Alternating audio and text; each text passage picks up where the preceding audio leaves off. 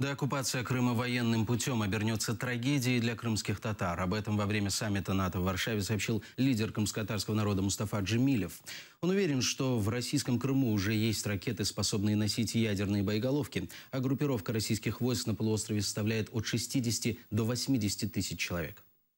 Собственно говоря, мы не видим решений вопроса о деоккупации Крыма военным путем, потому что это будет трагедия, в первую очередь для нашего народа. Они просто начнут нас вырезать. Тем не менее, НАТО должно продемонстрировать стране-агрессору свою решимость. Но мы видим освобождение от оккупации и восстановление территориальной целостности Украины путем усиления санкций. Нас тревожит то, что сейчас происходит в ряде стран, в первую очередь в Италии и Франции, где раздаются голоса о необходимости смягчения или даже снятия санкций, если будут выполняться Минские соглашения. Но в Минских соглашениях нет слов о полном восстановлении территориальной целостности Украины. Если санкции будут в соответствии с этими Минскими соглашениями сняты или облегчены, то перспектива освобождения Крыма отдаляется на многие годы. Это трагедия для нашего народа, это смерть нашего народа. Сейчас политика России сводится к тому, чтобы вытеснить наш народ со своей территории. Народ, который десятилетиями боролся за возвращение на свою родину, сейчас вынужден снова покидать свою землю.